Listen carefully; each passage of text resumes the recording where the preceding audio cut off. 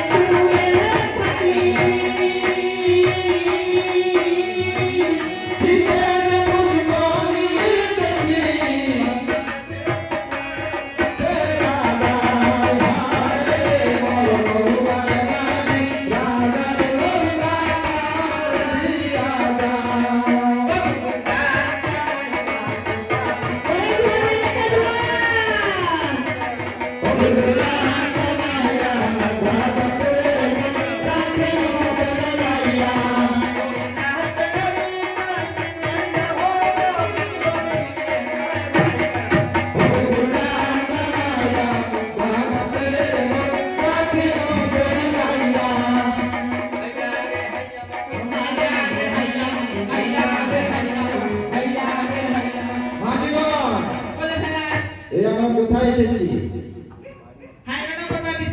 দেখো তো কি লেখা আছে কি লেখা আছে হ্যাঁ মুগিটা তুমি সার দিসপার মুয়ে দজু আটার বটন আমার ভালো হবে এটা কোনটা কি হয়েছে আরে মুগিটা তুমি সার তবে মুক্তেশ্বর মুয়ে দজু ভালো হবে বসো মুক্তেশ্বর দীপঙ্করের বসো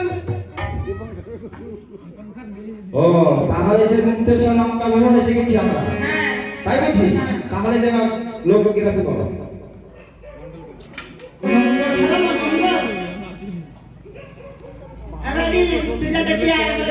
এই মুখ পড়া মাঝি দেখেছো এ দেশের রাজা মশাই বাড়িতে আছেন কিনা তোমাদের দেশে রাজা বাড়িতে আছে আমি কি বাইরে গিরি করলাম হ্যাঁ তোমাদের দেশে রাজা বাড়িতে আছে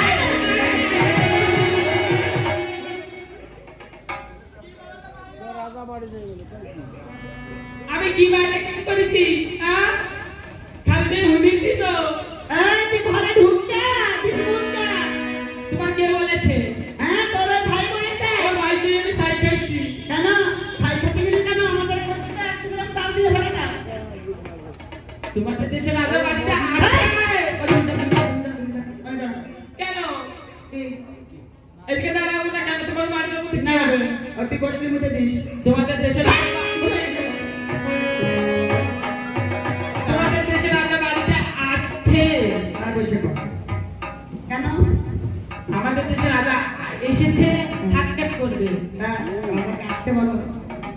আসতে বলো এত মানুষই জানে যায় বলে কি খেতে বলো এটি বলে আসতে বলো কানে বেশি শোনে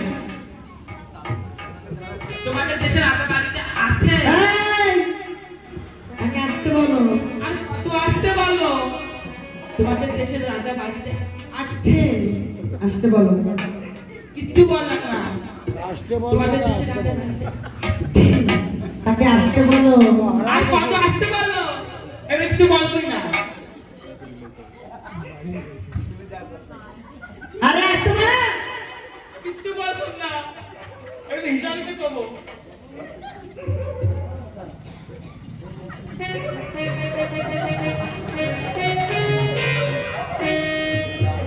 আসতে বলো কিছু বললামই না পাগল হইছো এই লই যাই আগে তো বলতে পারোনি আসতে বলো বলতে তো বলো লই যাই যা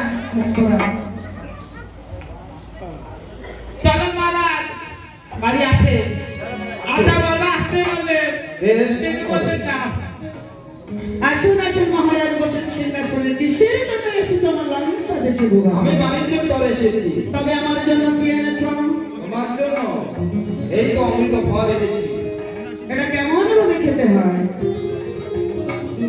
এই ফল প্রথম খেতে হবে চুলে, তারপরে খেতে হবে ভেঙে, তারপর থাকবে শ্বাস, তোমার হবে নরকে বাস। মন্ত্রীবার ধরে ফেলেন। এটা কি ফল? এটা বিস্ফোরণ। দুষ্ট মন্ত্রী করো আর তোকে 22 ফুট চাপা দিয়ে দাও।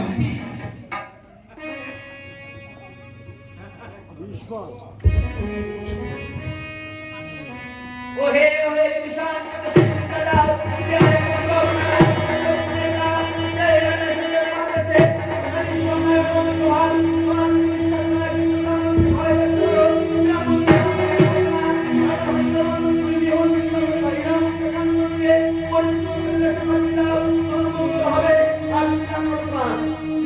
মন্ত্রীবার নিশি পর্বত গেলে কি স্বপ্ন হেলে মন্ত্রী? পদে পদে থাকবে না, স্বপ্ন দেখেছো। তাই বুঝি? হ্যাঁ। তাই রাজার হাতের বেরি পায়ের বন্ধন খুলে দিয়ে হীরা কাঞ্চন পরিপূর্ণ করে সিধা পাঠিয়ে তাই করছি।